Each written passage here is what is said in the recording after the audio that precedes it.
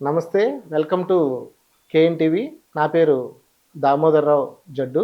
ఇప్పుడు మనతో మాట్లాడడానికి మంచా నాగమల్లేశ్వరి గారు ఉన్నారు. ఆవిడ వైఎస్ఆర్సీపీ అధికార ప్రతినిధి. వైఎస్ఆర్సీపీలోకి ఎప్పుడు వచ్చారు, తర్వాత మీ రాజకీయ నేపథ్యం ఏంటి, మామూలుగా మీ గురించి చెప్పండి. అంటే జస్ట్ ఇంట్రడక్షన్. ఏ నియోజకవర్గం కూడా? నేను వైఎస్ఆర్సీపీ పార్టీలోకి వచ్చి 3 years కంప్లీటెడ్ అండి. Very good. సో బిఫోర్ నేను బీజేపీ పార్టీలో ఉన్నాను. అక్కడ పైకిరోపేట ఇన్ఛార్జిగా చేస్తున్నాను. ఒక రిజైన్ చేసి ఈ పార్టీలోకి రావడం జరిగింది. దాని తర్వాత నేను ఒక బ్యాంక్ ఎంప్లాయ్. బ్యాంక్ ఎంప్లాయ్గా కొన్ని 4 years వర్క్ చేశాను. తర్వాత రిజైన్ చేశాను. ఎన్జిఓ స్టార్ట్ చేశాను, న్యూ హోప్ ఫౌండేషన్ అని. ఇప్పటికి 10 years అవుతుంది. సో ఇంకా అలాగా ఏయూలో ఉన్నప్పుడు స్టూడెంట్ యూనియన్గా ఉండడం, అక్కడ ఉద్యమాలు పోరాటాలు చేస్తూ ఏ గ్రూప్ మీది? నేను పిహెచ్డి చేశానండి. ఏ సబ్జెక్ట్ మీద? Management. MBA management. MBA management అయిపోయిన తర్వాత ఇప్పుడు ఎక్కడ ఉంటున్నారు మీరు? ఇప్పుడు వైజాగ్ నార్త్ లో ఉంటాను. ఇప్పుడు మీరు బీజేపీలో ఏ హోదా నుంచి రిజైన్ చేసి దీంట్లో వైఎస్ఆర్సీపీకి వచ్చారు? ఇన్ఛార్జిగానే, పైకిరోపేట ఇన్ఛార్జి కింద రిజైన్ చేసి ఇందులోకి వచ్చారు. ఇప్పుడు మీరు మా వైఎస్ఆర్సీపీలో అధికార ప్రతినిధి, పార్టీ అధికార ప్రతినిధి. Very good. ఇక్కడ మీరు ఇన్ఛార్జి చేసిన పాయకరావుపేట నియోజకవర్గం గురించి 2 ముక్కల్లో చెప్పండి. అంటే పాయకరావుపేట అనేది అది దళిత నియోజకవర్గం, అందరికీ తెలిసినటువంటి విషయమే. అక్కడ చాలా అంశాలు ఉన్నాయి, చాలా పోరాడాల్సినటువంటి విషయాలు ఉన్నాయి. సో ఇప్పుడు హోంమంత్రి అనిత గారు అక్కడ ఎమ్మెల్యేగా ఉన్నారు. సో ఆవిడ అక్కడున్న ప్రజలకి ఏమాత్రం న్యాయం చేస్తున్నారా లేదా అనేది అక్కడున్న ప్రజల్ని అడిగితే చాలా బాగుంటది. నాకంటే ఇప్పుడు నన్ను అడిగారు అనుకోండి, నేను నా వైపు చెప్పుకోగలుగుతాను. గ్రౌండ్ రియాలిటీ తెలియాలి అని అంటే అక్కడ ఆవిడ ఏమి ఉద్ధరిస్తున్నారు అనేది జనాలకి తెలియాలి అని అంటే, సో రీసెంట్గా ఒక ఇష్యూ, రీసెంట్గా కూడా కాదు, వితిన్ ద 6 months లో అనుకుంటారు, మత్స్యకారులు ఆవిడ్ని ఒక హోంమంత్రి అయిన తర్వాత ఒక 2 గంటలు ఆవిడ నియోజకవర్గంలో ఆవిడని నిలబెట్టారు. సొంత నియోజకవర్గంలోనే ఒక హోమ్ మినిస్టర్ ని 2 గంటలు ఇంచి కూడా కదలనీయకుండా ఆవిడని నిలబెట్టారు అని అంటే అసలు ఆవిడ ఆ నియోజకవర్గ ప్రజలకు ఏం చేస్తుంది, ఎంత న్యాయం చేస్తుంది, అంతే కదా అర్థం. మీకు ఒక ఎగ్జాంపుల్ చెప్తున్నాను మీకు, అలాంటివి చాలా జరుగుతున్నాయి అక్కడ. అయితే నాకు తెలుసుండి పాయకరావుపేట అన్నది నేను ఒక మ్యారేజ్కి వెళ్ళినప్పుడు చూసాను. ఆ టౌన్ బాగుంటుంది. ఆ ఏరియాలో అది ఒక్కటేనా పెద్ద టౌన్? అది కాకుండా నియరెస్ట్ ఇంకేమైనా ఉన్నాయా? పాయకరావుపేట అనేది మెయిన్ మండలంలో అది ఒక 4 మండలాల్లో అదొక మండలం. అది ఒకటే పెద్ద మండలం.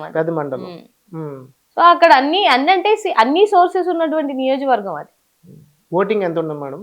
1.8 నుంచి 2 lakhs వరకు ఉంటుంది. 2 lakhs ఉంది. అయితే అక్కడ అంత మంచి నియోజకవర్గంలో మొన్న అనిత గారు గెలవడానికి ఒక మీకు తెలిసిన పాయింట్ చెప్పండి. ఆ ఒక్క నియోజకవర్గం అనే కాదు సార్, అన్ని 175 నియోజకవర్గాలు వీళ్ళు ఎలా గెలిచారు అనేది రాష్ట్రంలో ఉన్నటువంటి ప్రజలకు ఒక క్లారిటీ ఉంది. వీళ్ళేమి జనాలు వీళ్ళని లేదో ఉద్ధరించి చేశారని చెప్పేసి ఏం గెలిపించలేదు. ఈవీఎం ట్యాంపరింగ్ జరిగిందని, 42 లక్షల ఓట్ల చోరీ జరిగిందని నేషనల్ మీడియానే కోడే కూసింది కదా. ఆంధ్ర రాష్ట్రంలో 42 లక్షల ఓట్ల చోరీ జరిగింది, సో దాని దగ్గర మాకు ప్రూఫ్స్ కూడా ఉన్నాయని వాళ్ళు చెప్తున్నటువంటి విషయమే కదా. వీళ్ళు 2014 నుంచి 19 వరకు చేసింది ఏం లేదు. మీరేమీ చేసింది ఏమి లేదు కాబట్టి 2024 ఎలక్షన్లో కూడా మేము ఇది చేశామని వాళ్ళు వెళ్ళలేదు. జగన్మోహన్ రెడ్డి గారి కన్నా బెటర్గా ₹1 ఎగస్ట్రా ఇస్తాము, ఆ పథకాలు ఏమి ఆపుకోకుండా అలాగే ఉంటాము అని చెప్పి చేసినటువంటి విషయం. సో వాళ్ళు, నాకు తెలిసి ఫర్ మై నాలెడ్జ్, నేను ఎప్పుడు ఏమనుకుంటానంటే ఎప్పుడు వీళ్ళు వచ్చినా కూడా జనాలకి అయితే చేయరు సార్. ఎప్పుడు చేయరు. టీడీపీ అన్నది ఏ రోజు చేయదు. కౌ కాంపోజిషన్ లాగా ఆయన ఒకటే డైలాగ్ చెప్తుంటాడు, ఖజానాల్లో డబ్బులు లేవు. అప్పుడు రోషయ్య గారు చెప్పారు, మీకు గుర్తుందో లేదు, అప్పుడు నేను ఇంక చిన్నపిల్లలేండి, కానీ ఆ వీడియోలు వైరల్ అవుతున్నాయి కదా, గూగుల్ మర్చిపోదు కదా. ఆ రోజు ఎప్పుడు ఎక్కినా చూడండి ఆయన దగ్గర ఖజానాలో డబ్బులు లేవు అంటాడు, కానీ వాళ్ళ ఖజానాలు మాత్రం బ్రహ్మాండంగా నింపుకుంటారు. వచ్చిన 27 నెలల కాలంలో దాచుకో దోచుకో పంచుకో, ఆ దోచుకునేది తీసుకెళ్ళి ఎక్కడో దాచుకో అన్నట్టు బ్రహ్మాండంగా వాళ్ళు సస్టైన్ అవుతున్నారు తప్పితే రాష్ట్ర ప్రజలకి చేసే ఉద్దేశం అయితే వాళ్ళకి ఎప్పుడూ లేదు. అంటే టీడీపీ అనేది ఒక మన ఆంధ్రప్రదేశ్ రాష్ట్రాన్ని ఏ విధంగా చూస్తుందంటే ఒక చెట్టు. ఆ ఆకులేమో కార్యకర్తలు నాయకులు తినేస్తారు, ఫ్రూట్స్ ఏమో చంద్రబాబు నాయుడు టీం తినేస్తారు. కాబట్టి మళ్ళీ చెట్టు చిగురించడం, మళ్ళీ ఫ్రూట్స్ చేయడం, మళ్ళీ ఫ్రూట్స్ తయారయ్యే టైంకి మళ్ళీ నేను అభివృద్ధి చేస్తానంటాం. ఈసారి ఇంకా చెట్టు చిగురించడాలు అలాంటి ఏమి ఉండవులేండి సార్. ఇది రాష్ట్రం. ఈసారి ఆ చెట్టు అక్కడ వరకు నరకబడుతుంది వాళ్ళ ద్వారానే, వాళ్ళ పరిపాలన ద్వారానే, వాళ్ళ ఎమ్మెల్యేలు మంత్రుల ద్వారానే.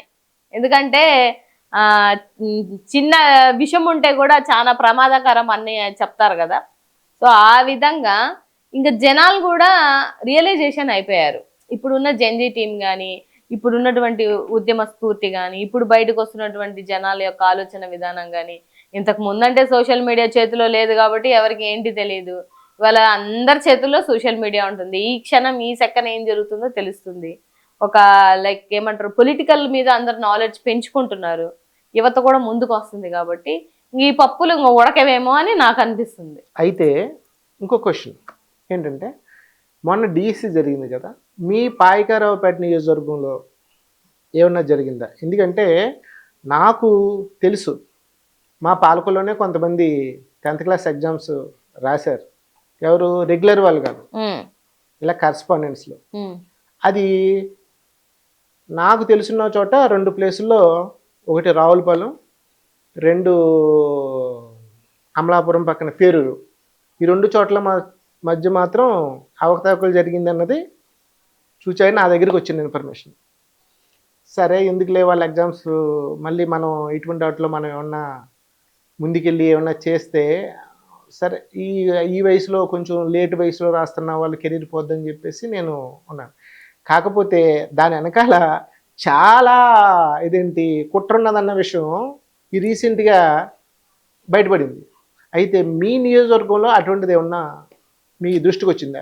సార్ ఇక్కడ ఒక్క ఫేజ్ లో మనం ఆలోచించి చెప్పేది కాదు. డిఎస్సి అనేది ఆంధ్ర రాష్ట్రం యొక్క ఓవరాల్ యువత మీద డిపెండ్ అయ్యి, ఉద్యోగాల కోసం ఎదురు చేస్తున్న వాళ్ళ మీద డిపెండ్ అయ్యి, కోచింగ్లు కానీ లేకపోతే వీటికని అప్పులు తెచ్చుకొని కట్టుకొని యువతల మీద డిపెండ్ అయి ఉన్న వాళ్ళ మీద వాళ్ళ భవిష్యత్తు కదా సార్. అది it's not a simple thing. ఇప్పుడు ఏదో మీరు నేను కూర్చున్నంత ఈజీ కాదు కదా. కష్టపడి వాళ్ళు రాత్రి పగలు పేరెంట్స్ కొంతమంది ఎఫర్టబుల్ ఉంటారు, కొంతమంది ఎఫర్టబుల్ లేరు. వాళ్ళ బతుకులతోటి మనం మాట్లాడేటువంటి పరిస్థితులు ఈ కూటమిలో వచ్చాయి అని అంటే నేను ఒకటే క్వశ్చన్ అడుగుతున్నా వాళ్ళకి కూడా. అదే అంటున్నాను నేను. ఎవడైతే అప్లోడ్ చేసేటువంటి టీంలో ఉంటాడు వాడు ఎట్లా ఫస్ట్ ర్యాంక్ తెచ్చుకున్నాడు, వాడు ఎట్లా కోర్టుకు వెళ్ళాడు? వాడు కోర్టుకి వెళ్ళడం మూలానే కదా ఈ ఇష్యూలన్నీ బయటపడ్డాయి. మీకు తెలీదా? ఒక వ్యవస్థలో ఆ స్ట్రీమ్ లో ఉన్న వాళ్ళు ఎగ్జామ్స్ రాయకూడదు అన్న విషయం మీకు కూడా తెలుసు కదా. వాడు ఎంత ధైర్యము ఉండి, లేకపోతే ఎవరి ఇది చూసుకొని వాడు ఎగ్జామ్ కి రాశాడు, వాడు అప్లోడ్ చేసుకొని వాడు రాసిన వాడికి మా హైయెస్ట్ మార్క్స్ వస్తాయి కదా. పోనీ వాడు ఎంతమందికి చెప్పాడో తెలియదు కదా. ఫస్ట్ ర్యాంక్ వచ్చిన మెడల్ వచ్చిన వాళ్ళకి మీరు జాబ్లు ఇవ్వలేకపోయారు కదా. బ్రిడ్జ్ గేమ్ అంటే పేకాట కాదంటుంటారు. మరి ఏంటిది బ్రిడ్జ్ గేమ్ అంటే? అది వాళ్ళు చెప్పే వాదన ఏంటంటే దాన్ని అది క్రీడల కింద అదేంటి గవర్నమెంట్ ఆఫ్ సరే గవర్నమెంట్ ఇప్పుడు మీరు ముందు జీవో ఎందుకు ఇమీడియట్ గా జీవో వేయడం ఏంటండి? మీరు పోస్టులు ఇద్దామని జీవోలు ఇచ్చి పోస్టులు ఇచ్చి మళ్ళీ జీవో తీసేసి ఇది ఏం రాష్ట్రంలో ఉన్న ప్రజలు చూడరు అనుకుంటారా ఏంటి? ఇప్పుడు అంత తెలివి తక్కువైన వాళ్ళు ఎవరున్నారు కదా. పేకాటలో ఒక గేమ్ అన్న విషయం చాలా మందికి తెలియదు. అదే అంటున్నాను. ఇప్పుడు చాలా మందికి తెలియదు. ఇప్పుడు దేంతో ఆడుతున్నారు సార్ ఆ గేమ్? పేక మొక్కలతోటే కదా. ఇంకా దేంతో నన్ను ఆడుతున్నారా? పోనీ మీరు ఏ చాట్ జీపీటీలోనో ఎక్కడో అడగండి బ్రిడ్జ్ గేమ్ అంటే ఏంటిది, ఎంతమంది కూర్చుంటారు, ఏ వస్తువుతో ఆట ఆడతారు. మైండ్ గేమ్ అంటే అది మైండ్ గేమా? మరి కష్టపడి చదువుకున్న వాళ్ళ పరిస్థితి ఏమవుతాయి? 1:1 రేషియోనో 1:1 రేషియోలోనో మీరు ఎందుకు అపాయింట్మెంట్ లెటర్స్ ఇచ్చారు? ఎందుకు కాల్ లెటర్స్ ఇచ్చారు? ఇచ్చిన వాళ్ళని ఇవ్వకుండా వాళ్ళకు హోప్ ఎందుకు క్రియేట్ చేయాలి మీరు? సో వాళ్ళకి కష్టం జరిగింది. జగన్మోహన్ రెడ్డి గారి దగ్గరకు వచ్చారు, ఈయన భరోసా ఇచ్చారు, మా జగన్ అన్న న్యాయం చేస్తామని చెప్పారు. కూడా కరెక్ట్ గా చెప్పారు. ఏంటంటే సరే బంగారు మెడలో సిల్వర్ మెడలో కొన్ని ఏదో ఒక మెడలు అతను తెచ్చుకున్నాడు. అసలు పార్టిసిపేషన్ చేస్తేనే మీరు ఉద్యోగాలు సర్టిఫికేట్ ఇచ్చారు. ఉద్యోగాలు ఇచ్చారు. ఏదో తెచ్చుకున్నందుకు ఏమంటున్నా అతను న్యాయం చేయండి అని చెప్పారు. అది నిజమే కదా సార్. ఇప్పుడు ఆయన ఏమంటున్నారు, అతను సిల్వర్ అని అప్లోడ్ చేసుకున్నారు అని చెప్పేసి అబద్ధాలు ఆడుతున్నారు. పోనీ సిల్వర్, జగన్ అన్న మాటే చెప్తున్నా, సిల్వరో ఇంకోటో పార్టిసిపేట్ చేసినోడికి మీరు పోస్టులు ఇచ్చినప్పుడు మరి పథకం తెచ్చాడు కదా, మన రాష్ట్రానికి ఒక విలువ క్రియేట్ చేశారు కదా వీళ్ళంతా, వాళ్ళకి ఇవ్వాలి కదా. మరి ఇది చిన్న పిల్లోడు అడిగినా కూడా చెప్తారు, కానీ మన వెన్నుపోటు పార్టీకి ఆ మాత్రం కూడా అర్థం అవ్వట్లేదు. ఇంక మనం ఏం చేస్తాం? అది టీడీపీ అంటేనే తెలుగు దొంగల పార్టీ అనేది ఇది వరకు ఎప్పటి నుంచో ఉన్నది. అది మనం అన్న మాట కాదండి. వెన్నుపోటు పార్టీ, వెన్నుపోటు పొడిచాడు, దగా చేశాడు అన్న మాటలు ఎవరివి? పెద్ద ఎన్టీఆర్ గారి మాటలు, ఆయనే చెప్పినటువంటి మాటలు. అది మీరు నేను చెప్పినటువంటి విషయం ఏం కాదు కదా. రాష్ట్రంలో ఉన్నటువంటి ప్రజలకు అర్థం అవ్వాలి. ఇన్నిసార్లు వచ్చారు, 4 టర్మ్స్ సీఎం చేసినటువంటి వ్యక్తి వచ్చి ఇవాళ ఏం చేస్తున్నారు రాష్ట్ర ప్రజలకి అనే క్లారిటీ వాళ్ళకు లేకపోతే మనం మాత్రం చేసేది ఏముంటదండి? ఇప్పటి వరకు మనం 19-24 మధ్య జగన్ గారి పాలన చూసాం. పాపం కరోనా 2 సంవత్సరాలు ఆయన వేటాడింది, మిగిలిన 3 సంవత్సరాలు ఆయన చేశాడు. ఆయన పాలనలో ముఖ్యంగా జరిగిన 3 మిస్టేక్స్ చెప్పండి. మిస్టేక్స్ అంటే నాకు తెలిసి ఏం లేవు సార్. ఒక మిస్టేక్, మేజర్ మిస్టేక్ ఏంటంటే చేసింది చెప్పుకోలేకపోవడం అనేదే మిస్టేక్. ఇవాళ రాష్ట్రంలో 2019 నుంచి 24లో మీరన్నట్టుగానే 2 సంవత్సరాలు కరోనా పోతే 3 సంవత్సరాల్లో ఆయన తెచ్చినటువంటి రైతు భరోసా కేంద్రాలు కానీ, సచివాలయంలో కానీ, నాడు నేడు ద్వారా ఆయన చేసినటువంటి డెవలప్మెంట్ కానీ, స్కూల్లో గవర్నమెంట్ స్కూల్ పిల్లల్ని ఐక్యరాజ్య సమితికి నడపడమే కాకుండా సిబిఎస్ఈ, ఐబీ, టోఫెల్ విధానాల్ని తేవడం కానీ, అయితే 17 ప్రభుత్వ మెడికల్ కాలేజీలు కానీ, ఉద్దానం లాంటిది కానీ, అసలు పాడేరు లాంటి పరిసరాలలో ఎర్ర బస్సు కూడా పోదు. అలాంటి ప్లేస్లో ఒక మెడికల్ కాలేజ్, అది కూడా ప్రభుత్వ మెడికల్ కాలేజ్ కట్టడం అనేది it's not a simple thing. 10 పోర్ట్లు కట్టారు, ఇంకా వాట్ నాట్ రిషికొండ దగ్గర పెద్ద భవనాలు కట్టారు. వీళ్ళకి వాడుకోవడం చేత అవ్వలేదు, కానీ ఇది with in the span of 3 years లో చేశారు జగన్మోహన్ రెడ్డి గారు. అది గ్రేట్. ఏంటంటే 2 సంవత్సరాలు కరోనా టైంలో ప్రజలకి కష్టంలో ఉన్నప్పుడు ఆదుకుని వాళ్ళకి టైంకి డబ్బు అకౌంట్లో వేసి, ఇప్పుడు నిజంగా చాలా మంది ఆ టైంలో పథకాలు అవసరం అన్నారు, కానీ ఆ టైంలో అదే పథకాలు 2 years వాళ్ళు నిలబెట్టినాయి. 3,36,000 కోట్లు అప్పు ఎందుకు అయిందండి? జగన్మోహన్ రెడ్డి గారు కరోనా లాంటి విపత్తులో కూడా సంక్షేమాన్ని ఆపకుండా చేశారు కాబట్టి ఆ అప్పు. మీరు వచ్చిన 27 నెలల కాలంలో ఏ పథకం ఇచ్చారని 3,60,000 కోట్లు అప్పు చేశారు? మీరు 17 మెడికల్ కాలేజీలు తీసుకొచ్చాడు. ఆయన తెచ్చింది వదిలేయండి, ఆయన తెచ్చింది అందరికీ రాష్ట్రంలో ఉన్న ప్రజలకి అర్థమైపోయింది. కానీ వీళ్ళు ఈ వెన్నుపోటు పార్టీ వాళ్ళు వచ్చి ఈ 27 నెలల కాలంలో మీరు ఏ సంక్షేమం ఇవ్వకుండా, ఇస్తానన్న సూపర్ 6 ఇవ్వకుండా, మరి 3,60,000 కోట్లు అంటే 5 ఏళ్లలో కరోనా టైం పోగా 3 సంవత్సరాలకి సంక్షేమం ఇచ్చిన ఆయనే అంత తప్పు చేస్తే, మీరు ఏమీ చేయకుండా ఇంత 27 నెలల కాలంలో ఇంత తప్పు అంటే ఒక్కొక్క మనిషి మీద 2,20,000 రూపాయలు పడుతుంది అప్పు భారం. ఎవరు తీర్చాలి? మనమే తీర్చాలి కదా. ట్యాక్స్లు కట్టుకోవాలి, మళ్ళీ మనమే కట్టాలి, మళ్ళీ మన నడ్డే కదా విరగొడతారు వీళ్ళు. వీళ్ళు చేసింది ఏం లేదు. సంవత్సరానికి ప్రతిసారి వడ్డీ కట్టాలి. వడ్డీ కట్టాలంటే అందరి మీద ట్యాక్స్ పడుతుంది ఖచ్చితంగా. 10 రూపాయలు, 20 రూపాయలు. వాళ్ళ కరెంటు బిల్లులు ఎంత కడుతున్నాం సార్? 2019 నుంచి 24కి మనం కట్టిన బిల్లులు, ఇప్పుడు కడుతున్న బిల్లులు చెక్ చేయమనండి. తగ్గిస్తాన్నారుగా. బాధుడు ఇప్పుడు అవుతుంది, అప్పుడు కాదు.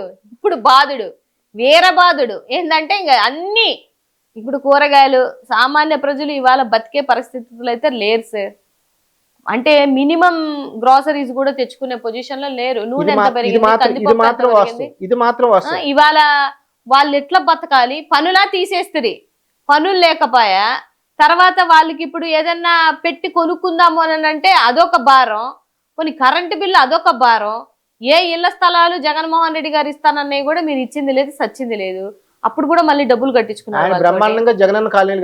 అయ్యి మళ్ళీ మనం ఇచ్చినాయి, మన హయాంలో మళ్ళీ నిసిగ్గుగా మేము ఇచ్చామని ఇచ్చుకున్నారు. అది ఎంత కర్మ అంటే, శంకుస్థాపన జరిగిపోయి గృహప్రవేశాలు జరిగిపోయి 2-3 ఏళ్ళు అయిన ఇళ్ళని మళ్ళీ మొన్న వెళ్ళి కీలు ఇచ్చారు ఇల్లు. అదే నేను చెప్తున్నా కదండి, ఎవరో బిడ్డకి తండ్రి అని చెప్పుకోవడంలో చంద్రబాబు నాయుడు గారు అన్నింటిలో పోటీ పడి ముందుంటాడు. ఇంకా మరి ఇప్పుడు ఆయనకు ఉన్న విజనరీ తత్వానికి నేను సీనియర్ని, లేకపోతే ఏమంటారు చాణక్యుడిని అని చెప్పుకుంటుని మాట్లాడతారు.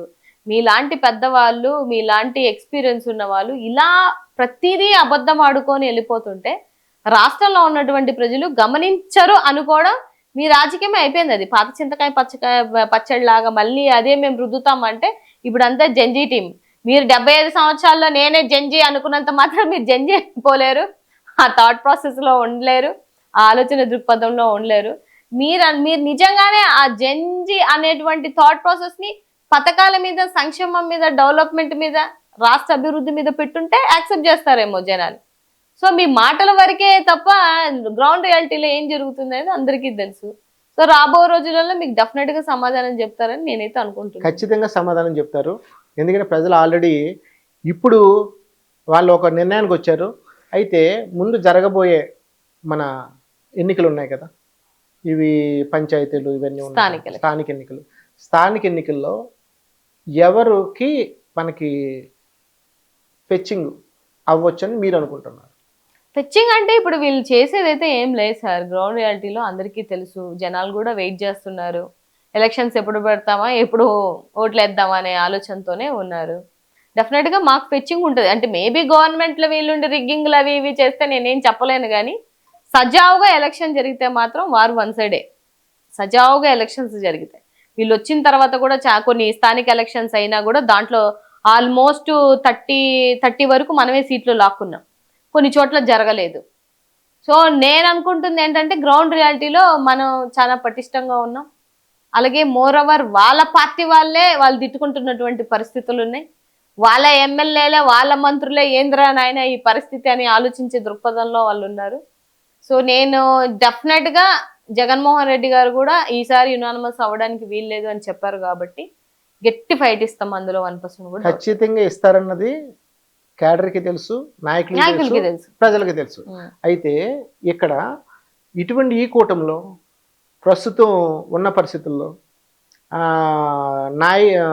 టీడీపీ నాయకులు, జనసేన నాయకులు ప్రత్యక్షంగాను పరోక్షంగా కొట్టుకుంటున్న టైంలో టీడీపీ వర్గాలన్నీ కూడా మద్దతు ఇచ్చిన జనసేన వాళ్ళని తొక్కు పెడుతున్న ఈ పరిస్థితుల్లో జస్ట్ నిన్న ఎవరు త్రిబుల్ గారు, రఘురామకృష్ణరాజు గారు వర్సెస్ కందుల దుర్గేష్ గారు, మీరు చూడండి ఎవ్రీథింగ్. ఇటువంటి పరిస్థితుల్లో ఈ కూటమి 2029లో జగన్ గారికి పోటీ ఇవ్వగలదంటారా? జగన్ గారికి పోటీ ఇవ్వలేకే కదా సార్ 3 పార్టీలు ఏకమైంది. 2029 24లో కూడా ఆయన పోటీ ఇవ్వలేకే, సింగిల్ గా రాలేకే, సింగిల్ గా వస్తే జగన్ ని కొట్టలేమని వాళ్ళకి తెలిసే 3 పార్టీలు కలిసాయి. ఈసారి మేము కూడా ఏం చెప్తున్నామనంటే 3 కాదు 300 పార్టీలు ఏకమవ్వండి. 2029లో మీ కూటమిని బద్దలు కొట్టేది వైఎస్ఆర్సీపీ పార్టీయే, అందులో 1% కూడా డౌట్ లేదు. అయితే ఈ పవన్ కళ్యాణ్ గారి వలన ప్రత్యేకంగా కాపు వర్గం అనేది చేల్చబడి అన్యాయం చేయబడింది. ఇదే ఓటింగు 2029 కూడా మీ నియోజకవర్గంలో కూడా ఒక బలమైన నాయకుడు ఉన్నాడు పాయకరావుపేటలో. వీళ్ళు ఇదే నాయకత్వం మళ్ళీ జనసేనలో ఈ పవన్ కళ్యాణ్ గారి ఆధ్వర్యంలో కూటమికి సపోర్ట్ చేస్తారంటారా? సార్ చేస్తారో చేయరో అది వాళ్ళ పర్సనల్ డెసిషన్, మనకు తెలియదు. మార్పులు అయితే డెఫినెట్ గా జరుగుతాయి. ఇదైతే ఇలా కంటిన్యూ అవుతుందని నేను అనుకోను. కాకపోతే రాష్ట్రంలో ఉన్న ప్రజలకి నేను ఏం చెప్తాను అనంటే, జాతి కోసం పోరాడేటువంటి నాయకులు వేరు, జాతిని వాడుకొని సస్టైన్ అయ్యేటువంటి నాయకులు వేరు. మీరు ఎవరి వైపు ఉన్నదనేది మీరు ఆలోచించుకోండి. ఇవాళ మీరు మాట్లాడుతున్నారు, నేను ఆ ఇంటి కోడల్ని కాబట్టి నాకు తెలుసు. సో నాకు రంగా గారు అంటే చాలా అభిమానం. అంబేద్కర్ గారి విగ్రహాల తర్వాత అంతే ఎత్తున అన్ని విగ్రహాలు ఉన్నటువంటి ఏకైక వ్యక్తి ఎవరంటే రంగా గారే. ఆయన పోరాడింది కూడా దళితుల కోసమే. ఏదైతే అంబేద్కర్ గారి ఆలోచన విధానాలు కలిగిన వాళ్ళు, అంబేద్కర్ ఆలోచన విధానాన్ని ముందుకు తీసుకెళ్లినటువంటి వ్యక్తి రంగా గారు. సో అటువంటి వ్యక్తిని కులం కోసం వాడుకొని ఏ రోజు వర్ధంతి రోజు కానీ, జయంతి రోజు కానీ, ఏ రోజు ఒక దండ వేయలేనటువంటి వ్యక్తులు ఎవరు అనేది మీరు అర్థం చేసుకోవాలి. ఇవాళ చాలా మందికి అర్థం అయిపోయిందని నేను అనుకుంటున్నా. ఎవరైతే పోరాడి జాతి కోసం న్యాయం చేసినటువంటి వ్యక్తులు, ఇప్పుడు ముద్రగడ లాంటి వాళ్ళు కోల్పోయిన తర్వాత వాళ్ళ విలువ తెలిసింది. ఉద్యమాల నుంచి వచ్చినటువంటి వ్యక్తులు సార్ వాళ్ళు. ఇప్పుడు ఇవాళ 4 డైలాగులు, సినిమా డైలాగులు, పంచి డైలాగులు కొట్టినంత మాత్రం నాయకులు అయిపోరు. మన జాతిని తీసుకెళ్లి వేరే వాళ్ళ కాళ్ళ దగ్గర పెట్టి మనం ఏదో చిన్న పదవి తీసేసుకొని ఇదే గొప్పతనం అని అనుకుంటే ఇది రాజకీయం అని నేనైతే అనుకోను. సో నాకున్నట్టు నేను ఉద్యమాలలో నుంచి వచ్చినటువంటి అమ్మాయిని, నేను ఎన్నో దళిత ఉద్యమాలు చేసి వచ్చినటువంటి అమ్మాయిని. ఉద్యమాలలో ఉన్న వాళ్ళకి తెలుస్తుంది ఆ కష్టం ఏంటిది, మనం ఎంత జాతి కోసం ఎవరి జాతి కోసం వాళ్ళు పోరాడొచ్చు, తప్పు కాదని నేను అన్నట్లా. కానీ మీరేం చేశారు, జాతిని అమ్మేసి మీరు లబ్ధులు పొంది జాతికి ఏం చేయకుండా ఎవరో కాడి మోస్తానని చెప్పేసి అందుకోసం మీరందరూ ఓట్లేశారని నేనైతే అనుకోను. రాబో రోజులలో రియాలిటీ తెలుసుకొని డెఫినెట్ గా ఎవరు మంచి నాయకుడు ఎవరు మంచి నాయకుడు కాదు అని అనేది నా సోదరులందరూ తెలుసుకుంటారని నేనైతే అనుకుంటున్నాను సార్.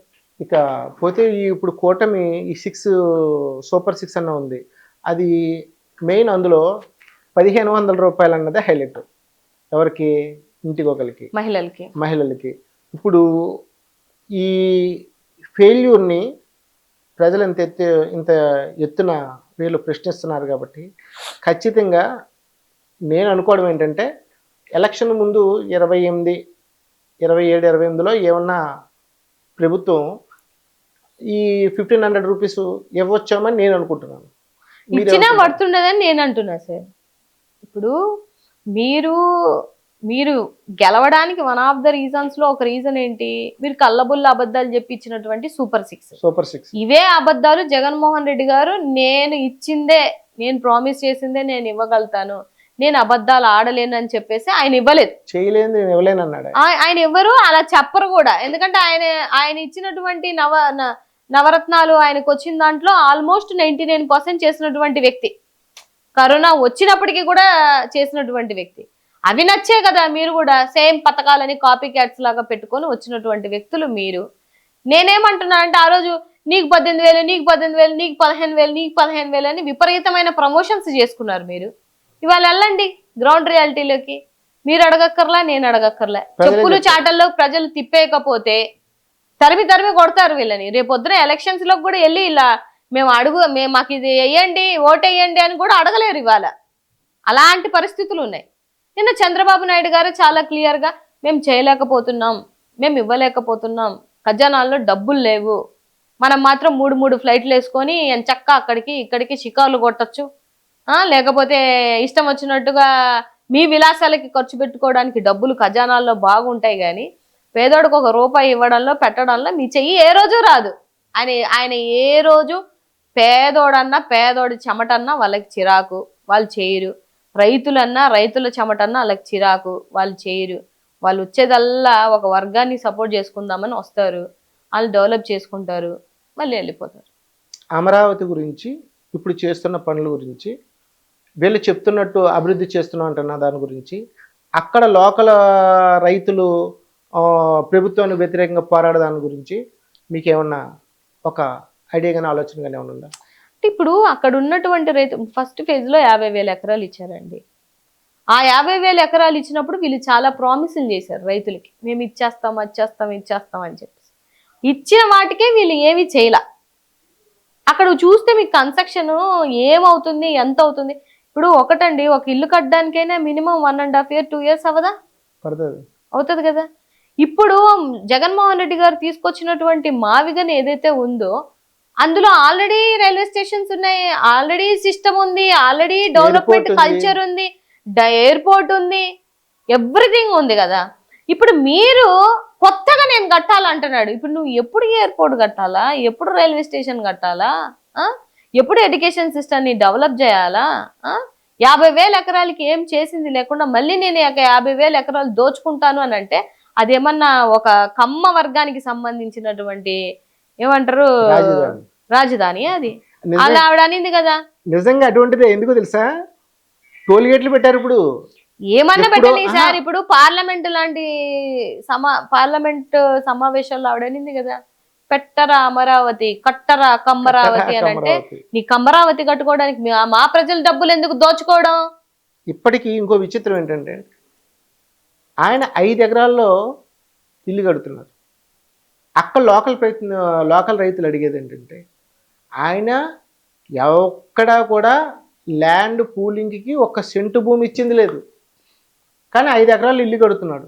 5 ఎకరాలు ఏ బేస్ మీద ఇలా కేటాయించి ఏ విధంగా ఇచ్చారన్నది ఏ తెలియదు. బేస్ మీదైనా కట్టుకుంటారు సార్. ఛానల్స్ వాళ్ళకి ఇవ్వట్లేదా? ఒక ఛానల్ కి పాపం ఆ పచ్చమందులో ఉన్నటువంటి ఒక ఛానల్ కి ఎలాగిచ్చారు ల్యాండ్? ఏమైనా ఉద్యమకారుడా లేకపోతే స్వాతంత్ర సమరయోధుడా? మీరు గవర్నమెంట్ భూములు ఎలాగే మా ఇష్టం వచ్చిన వాళ్ళకి ఇచ్చుకుంటామనంటే ఇదంతా రాష్ట్రంలో ఉన్నటువంటి ప్రజలకు తెలియదా?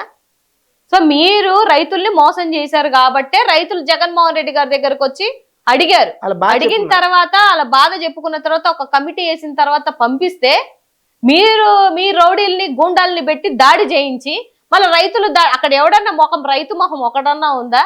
ఒక పంట భూమి ఒక ఎకరం భూమి పండించిన మొహాలు ఉన్నాయా అక్కడ? లేవు. రైతులు అడిగితేనే కదా జగన్మోహన్ రెడ్డి గారు పంపించింది. మీరు టీడీపీ మందతోటి మీకు కడుపు మంటయి రాకూడదంటే ఎవరు? మీరెవరు రాకూడదనడానికి? ఏమన్నా మీ ఇదా? అధికారం ఉంది కాబట్టి ప్రతిపక్షాన్ని అణచడానికి చేస్తున్న ప్రయత్నం అంతే ఇది. వాళ్ళు ఎప్పుడు వచ్చినా అలాగే ఉంటారు సార్. మీరు అబ్జర్వ్ చేయండి, వాళ్ళందరికి ఒక రకమైన యాటిట్యూడ్ ఉంటది. మాది మంది మా కులమే గొప్ప. ఒక ఆవిడ ఇంటర్వ్యూలో చెప్తుంది, మీరు విన్నారో లేదో, లక్ష్మి అని మహాతల్లి. మనకి సంక్రాంతికి వెళ్ళేటప్పుడు ఆ కల్చర్ మనకు తెలియదంట. చంద్రబాబు నాయుడు గారు వాళ్ళ వైఫ్ వచ్చి చెబితేనే మనకు ఆ కల్చర్ తెలిసిందంట. ఇంకోటి ఏంటిది, ఇంటి పేర్లు మనందరికి లేకపోతే కమ్మ వాళ్ళు మనకి ఇంటి పేర్లు అద్దెకిచ్చారంట. ఇవన్నీ ఏంటి సార్? రెచ్చగొట్టే మాటలు కదా? రెచ్చగొట్టడం కదండి, అహంకారం. అదే అంటున్నాను. ఆ అధికార మదంతోటే మీరు ఏది పట్టి అది మాట్లాడి మేము ఏది పట్టి అది చేస్తామనంటే చెల్లదు అని అంటున్నాను. ఇది ప్రజాస్వామ్యం. అంబేద్కర్ గారు రాసినటువంటి రాజ్యాంగం ప్రకారమే నడవాలి. మీకు కష్టం వచ్చిన రోజు ఆ రాజ్యాంగం పట్టుకొని మీరు అధికారం మదంతో మీరు కుర్చీలు ఎక్కిన తర్వాత రెడ్ బుక్ పట్టుకుంటానంటే చెల్లదు అంటున్నాను సార్. కానీ రాష్ట్రంలో అలా లేదు. ఎందుకంటే ఈ లోకేష్ గారు రెడ్ బుక్ రాజ్యాంగం, దానికి కావాల్సిన బ్యాకప్ ఏదనంటే పవన్ కళ్యాణ్ గారు. ఏమన్నా అవ్వనివ్వండి సార్. ఒకటి సఫర్ అవుతున్నారు, ఎవరు సఫర్ అవుతుంది, కదా సఫర్ అవుతుంది. తప్పదు అది మనకి. ఎందుకంటే మనం ప్రతిపక్షంలో ఉన్నాం కాబట్టి సఫర్ అవ్వాల్సిందే. అవుతున్నాం కాబట్టే 1200 మంది మీద కేసులు పెట్టారు మన కార్యకర్తల మీద. అవుతున్నాం కాబట్టే మహిళలుగా మేము చాలా క్యారెక్టర్ అసోసియేషన్ చేయించుకుంటున్నాం, పచ్చి బూతులు తిట్టించుకుంటున్నాం. ఎందుకు? ఇప్పుడు ఇంతవరకు మాట్లాడిన ఒక బూతు మాట్లాడుంటానా నేను? నేను 27 నెలల నుంచి ఫైట్ చేస్తున్నాను. పార్టీకి ఒక విధి విధానాలు ఉంటాయి. వైఎస్ఆర్సీపీ పార్టీకి ఏ రోజు ఎవరిని లైన్ దాటి మాట్లాడినవ్వరు, ఎవరిని తిట్టమని కూడా చెప్పడు అసలు జగన్మోహన్ రెడ్డి గారు. నేను చెప్తున్నాను కదా, నేను వచ్చి ఏమి 100 సంవత్సరాలు ఏమి అవ్వలేదు, 3 సంవత్సరాలే అయింది. కానీ ఇప్పటికి చాలా సార్లు కలిసి ఉంటాను జగన్ అన్నను. ఒకటే మాట చెప్తాడు, మల్లీశ్వరమ్మ లైన్ దాటొద్దు అని చెప్తారు. నాకే కాదు, ఉన్న అధికార ప్రతినిధులకు అందరికీ చెప్తారు. ఆయన బయటికి వెళ్ళిపోయిన తర్వాత జగన్మోహన్ రెడ్డి గారు మమ్మల్ని తిట్టమంటున్నారు. మరి ఈడున్నప్పుడు చెప్పాలిగా. మాకు చెప్పట్లేదే, మరి మాకు చెప్పట్లేదే. అన్ని అబద్ధాలు. అలా అబద్ధాలు ఆడితే మీకు ఎటు కాకుండా పోయిద్ది బతుకు. అది గుర్తుపెట్టుకోండి. ఇవాళ ఇక్కడ ఉన్నప్పుడు వాళ్ళకి ఏ విలువ ఉండేది, ఈ పార్టీ నుంచి బయటికి వెళ్ళిన తర్వాత అది అధికార ప్రతినిధులు అవ్వచ్చు, ఎమ్మెల్యేలు అవ్వచ్చు, ఎమ్మెల్సీలు అవ్వచ్చు, రాజ్యసభ మెంబర్లు అవ్వచ్చు, ఇక్కడ ఆయన ఇచ్చినటువంటి ప్రియారిటీకి మీరు అక్కడ వెళ్ళినప్పుడు యాన్న మూలను కూర్చుంటున్నారు. అసలు కొంతమంది అయితే కాలక్రమేణలో కలిసిపోయినట్టు 27 నెలల కాలంలో ఎక్కడ కని కూడా కనిపించట్లేదు. సో ఒక మంచి వ్యక్తి మీద మీరు నిందలేద్దాము, మీ ఇండివిజువల్ డెవలప్మెంట్ కోసం మీరు ఏదో ఆరాట పడదాము అని అంటే అది కరెక్ట్ పద్ధతి కాదంట. ఇప్పుడు ఉమెన్ కమిషన్ చైర్మన్ ఆవిడకి ఇచ్చారు కదా జగన్మోహన్ రెడ్డి గారు. ఇవాళ నువ్వు బయటికి వెళ్ళి ఎన్ని తప్పుడు మాటలు మాట్లాడుతున్నావు? తప్పు కదా. ఇప్పుడు తల్లిపాలు దాగి రొమ్ము గుద్దినట్టే కదా. నీకు మరి ఎందుకు ఇచ్చారు? ఎంతమంది మహిళలు ఉంటే నీకెందుకు ఇచ్చారు? ఉమెన్ కమిషన్ అనేది, చైర్మన్ అనేది చిన్న పదవి కాదు కదా, అది చాలా అఫీషియల్ పదవి కదా. ఇవాళ వచ్చి నువ్వు నీతి మాటలు, నువ్వు ఏదో ఎమ్మెల్యే ఇవ్వలేదని చెప్పేసి మాట్లాడడం అనేది కరెక్ట్ పద్ధతి కాదు. మీరందరూ ఆయన ద్వారా లబ్ధి పొందిన వాళ్ళే. కష్టంలో మీరు అందరూ వదిలేసి వెళ్ళిపోయారు. సో మీకేం నైతిక విలువలు ఉంటాయి మాట్లాడడానికి? సో నేను చెప్పేది అదే సార్, నమ్మిన నాయకుడి కోసం పోరాడడంలో, లేకపోతే 4 మాటలు అనిపించుకోవడంలో, లేకపోతే ఆయనకు అండగా ఉండడంలో తప్పు లేదు. అందుకే మేము ఫిక్స్ అయిపోయి ఉన్నాం అధికార ప్రతినిధులుగా. నాకు పదవి వచ్చిన రోజు నుంచి నేను అన్నకు మాట ఇచ్చినా కాబట్టి ఈ 5 ఏళ్ళు అన్న కోసం కష్టపడతాం. మాకు ఇండివిజువల్ ఏమంటారు, మేమేదో డెవలప్ అయిపోవాలి, ఈ స్వలాభాలకి మాకేం తావులేదు. 5 ఏళ్ళు కష్టపడడానికి డిసైడ్ అయ్యాక మాకేముంటుంది సార్? లేకపోతే మల్లీశ్వరి ఎమ్మెల్యే అవ్వాలనుకుంది, ఎంపీ అవ్వాలనుకుంది, నాకు లేదు ఆ ఆలోచన. ఒకవేళ నిజంగానే జగన్ అన్న ఇవ్వాలి అనుకుంటే, ఏమి గానాలని అన్న ఎమ్మెల్యే చేయాలనుకుంటే ఎంతసేపు పని? ఆయనకి నచ్చాలే గాని ఆయన కష్టపడుతున్నారు పార్టీకి అని ఆయనకు అనిపిస్తే ఎంతో చేసినటువంటి వ్యక్తి. అలాంటి వ్యక్తిని లబ్ధి పొంది బయటికి వెళ్ళిన తర్వాత తప్పుడు కూతలు కూయడం అనేది అది కరెక్ట్ కాదు. అది నాకైతే నచ్చదు. ఎస్, ఇక్కడ ఒక పాయింట్ మాట్లాడుకుందాం అండి. మీ పాయకరాపేట నియోజకవర్గం ఉంది కదా, అక్కడ అనిత గారు హోమ్ మినిస్టర్. నిజంగా ఆవిడ చెప్తున్న పనులకి, చేస్తున్న హామీలకి, నిజంగా రాష్ట్రంలో జరుగుతున్న పనులకి, రాష్ట్రంలో జరుగుతున్న వ్యక్తుల మీద దోపిడీలని, దొంగ కేసులని, సంబంధం లేకుండానే కేసులు పెట్టడం అని, దొంగ ఎస్సీ ఎస్టీ కేసులని, ఇవన్నీ ఎవరు చేస్తున్నారంటే ఈ కూటమి నాయకులే, ప్రతిపక్షమే చేస్తున్నారు.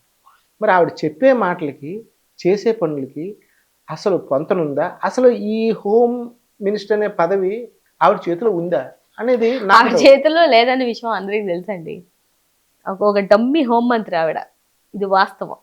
నేను ఎందుకు ఈ మాట అంటున్నాను అంటే, నీ కళ్ళ ముందు అన్ని ఆడబిడ్డల మీద అగత్యాలు జరుగుతుంటే, నీ సొంత నియోజకవర్గాలలో జరుగుతున్నా, నీ సొంత జిల్లాలో జరుగుతున్నా, లేకపోతే నీ పక్క నియోజకవర్గాలలో జరుగుతున్నా, నీకు చీమ కుట్టినట్టు కూడా లేదు.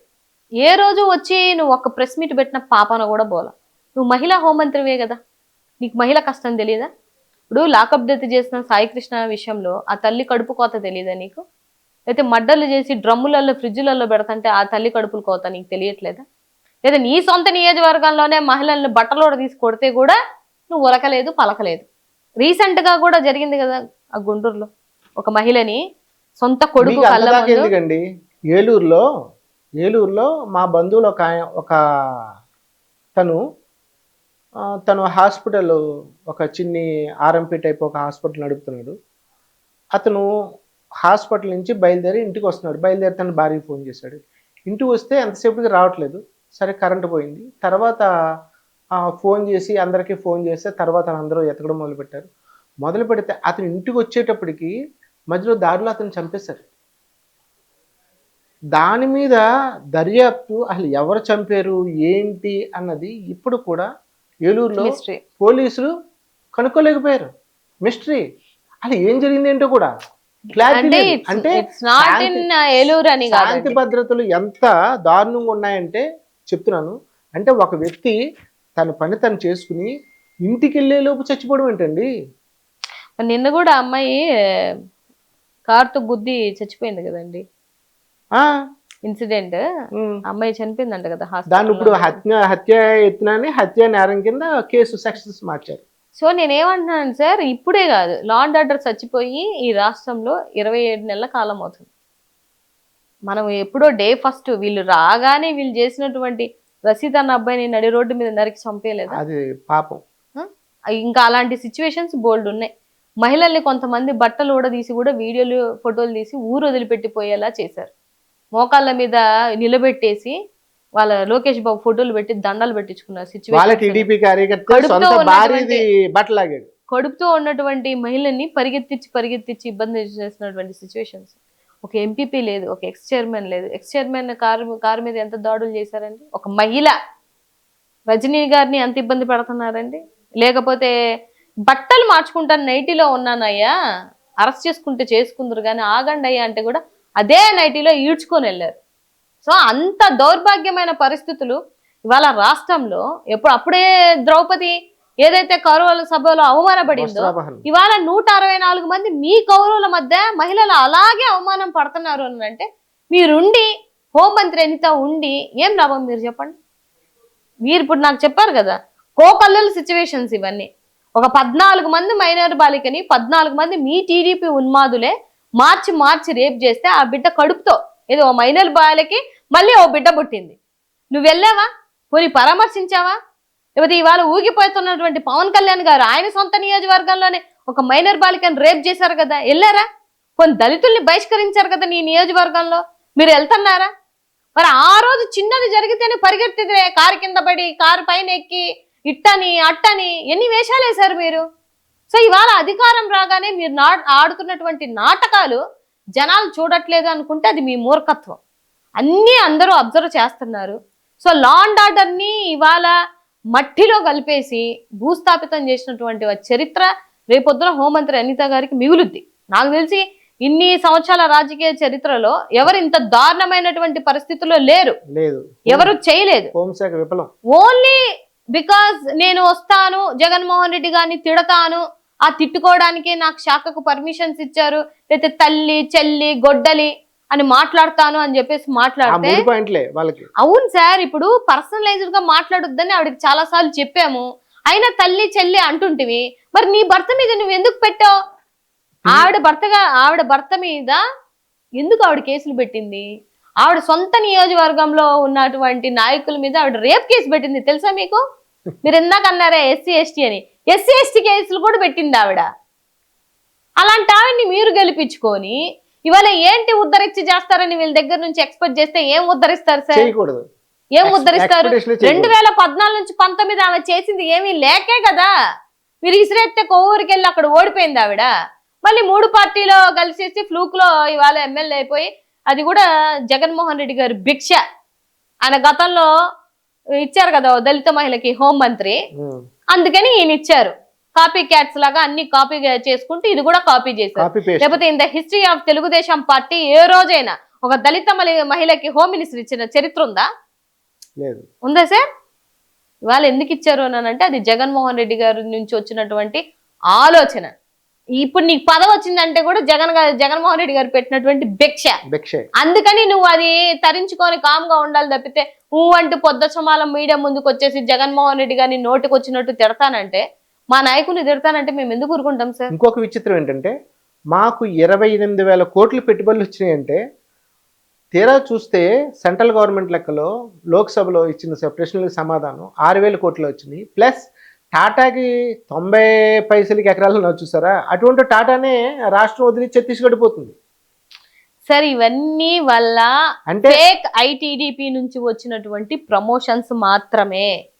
రియాలిటీ చెక్ లో వాళ్ళు చేసింది ఇప్పుడు వరకు ఏమీ లేదు. చాతనైతే మేము ఇప్పుడు వరకు ఇన్ని కంపెనీస్ తెచ్చాము, ఇంత ఇన్వెస్ట్మెంట్ తెచ్చామనని ఒక శ్వేత పత్రాన్ని రిలీజ్ చేయమనండి. 28,000 కోట్లు చూపించమనండి. అవి ఉంటే కదా సార్ చూపించడానికి. ఇప్పుడు 90 పైసలకే ఇచ్చారు కదా, 99 పైసలకే ల్యాండ్లు ఇచ్చారు కదా. తీసుకున్న వాళ్ళు వెళ్ళిపోయారు కదా. వీళ్ళ థర్డ్ పార్టీలు వాళ్ళందరూ వాళ్ళ ఆడికి వెళ్ళిపోతారు. పనికి మాలిన ఉర్సా కంపెనీ, ఆ కంపెనీ, ఈ కంపెనీ అని తెచ్చి ఆ రోజు మీకు రిజిస్ట్రేషన్స్ కూడా వెళ్ళిపోయిన ఎవరు తెలుసండి? టాటా గ్రూప్. నేను టాటా గ్రూప్ గురించి చెప్పట్లేదు సార్. ఇప్పుడు వీళ్ళు 99 పైసలకే కొంతమందికి ల్యాండ్లు ఇచ్చారు. వాళ్ళు ఎందుకు శంకుస్థాపన చేయలేదు? మరి ఎందుకు చేసుకోలేకపోయారు? మరి చాలా తక్కువకి ఇచ్చారు కదా, ఎక్కువ సంవత్సరాలకి ఇచ్చారు కదా, ఎందుకు చేయలేకపోయారు? ల్యాండ్ తనఖా పెట్టుకుంటేనే డబ్బు వస్తుంది. అది ఎందుకు చేయలేకపోయారు అని అంటే, ఇచ్చుకున్నది వీళ్ళ థర్డ్ పార్టీలకు మాత్రమే, బినామీలకు మాత్రమే. సో మీరు చేసేవన్నీ రాష్ట్రంలో ఉన్నటువంటి ప్రజలు గమనించరని అనుకోవద్దు. అందరికీ అన్ని నిజాలు తెలుసు.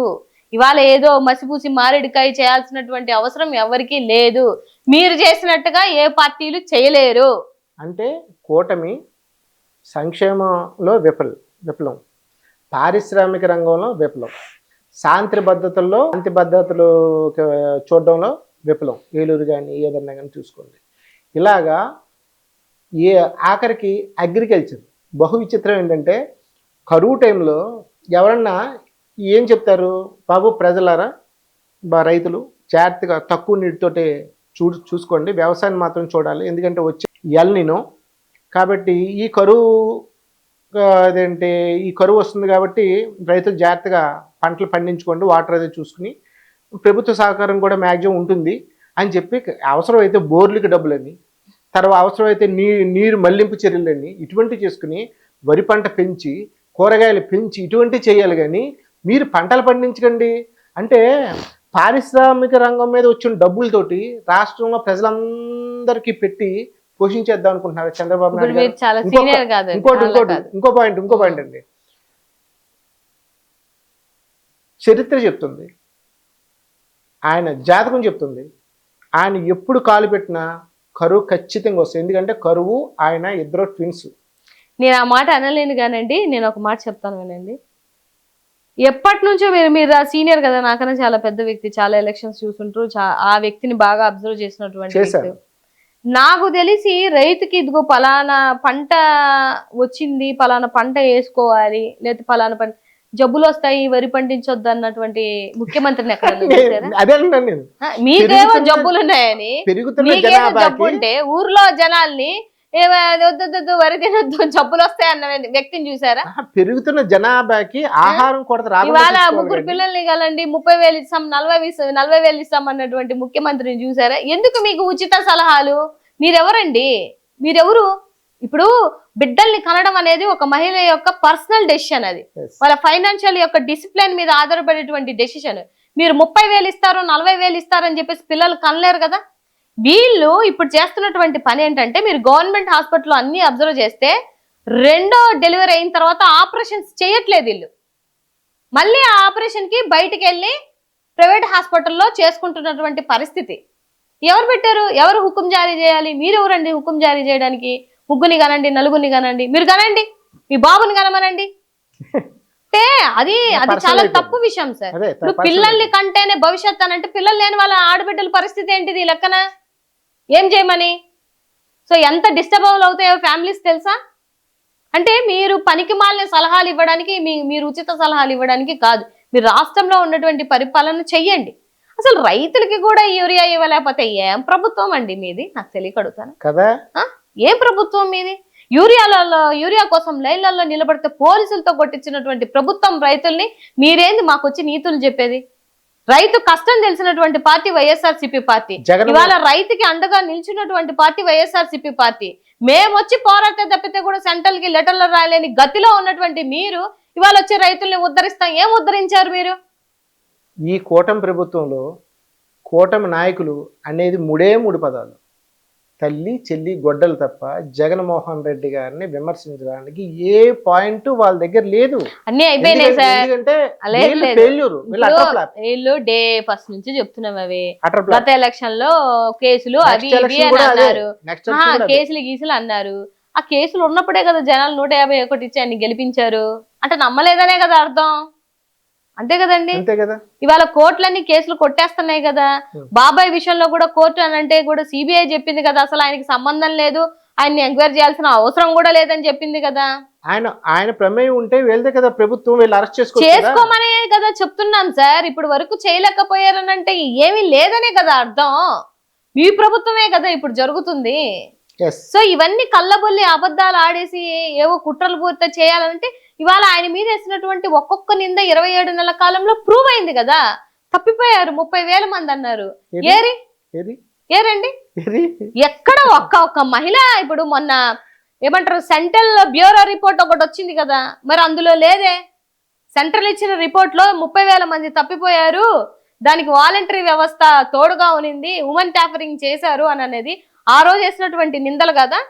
ఇదంతా ఒక ప్లాన్ ప్రకారం రాష్ట్ర ప్రజల్ని మోసం చేయడానికి చేసిన పాత్రలో ఒక పవన్ కళ్యాణ్ గారు, ఒక చంద్రబాబు నాయుడు గారు, ఒక లోకేష్ గారు, మిగిలిన ఒక టీం మెంబర్స్ కలిపి చేసిన కుట్ర తప్పండి ఎక్కడ 30,000 మంది వెళ్ళిపోయారు.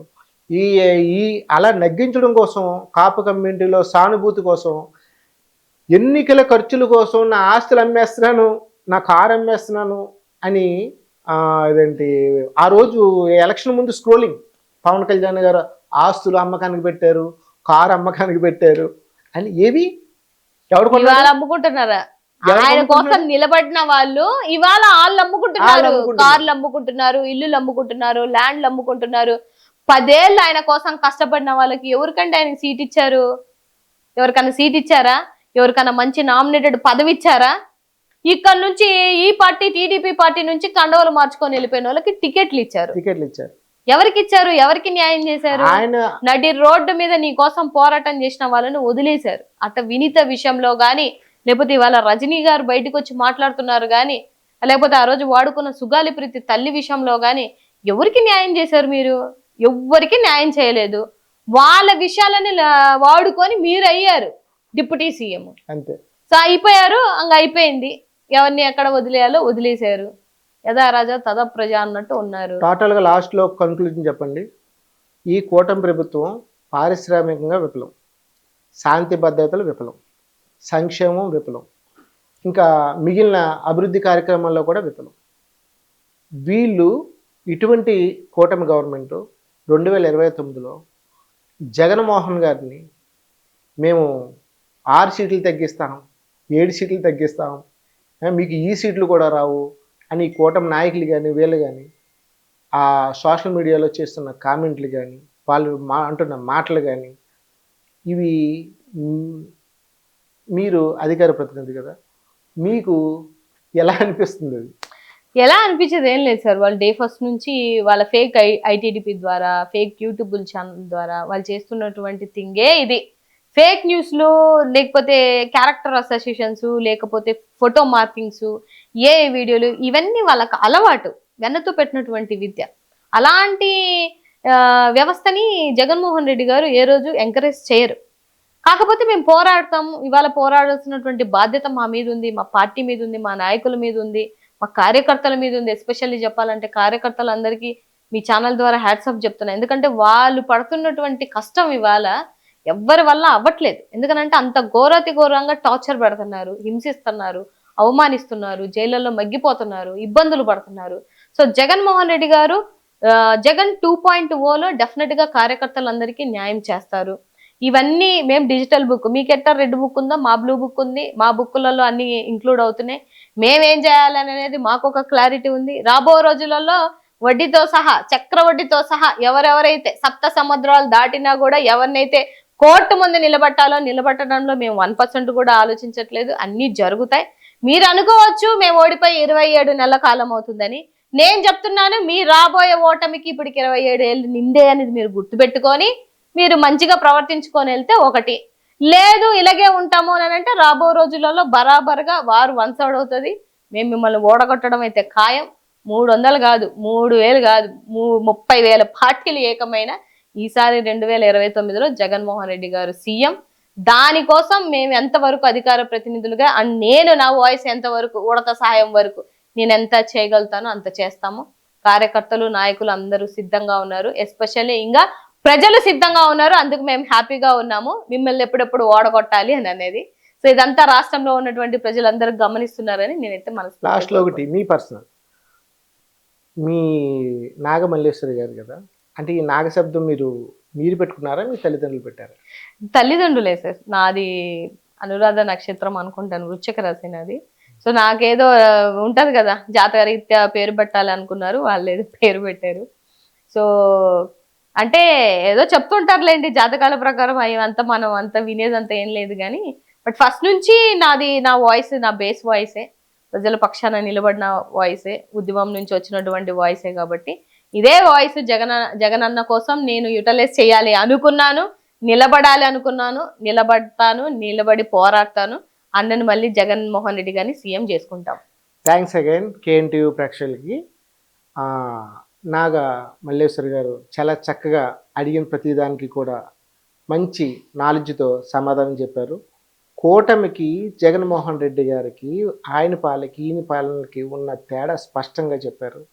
ప్రజలు కూడా ఈ ఇంటర్వ్యూలో తెలుసుకోవాల్సింది ఏంటంటే, కూటమి 4 రంగాల్లో అభివృద్ధి, సంక్షేమము, పారిశ్రామికం, వ్యవసాయం, ఈ 4 రంగాల్లో ఫెయిల్ అయిపోయిందని పూర్తిగా ఈ సమాచారం తెలుసుకోవాల్సిందిగా కోరుచున్నాం.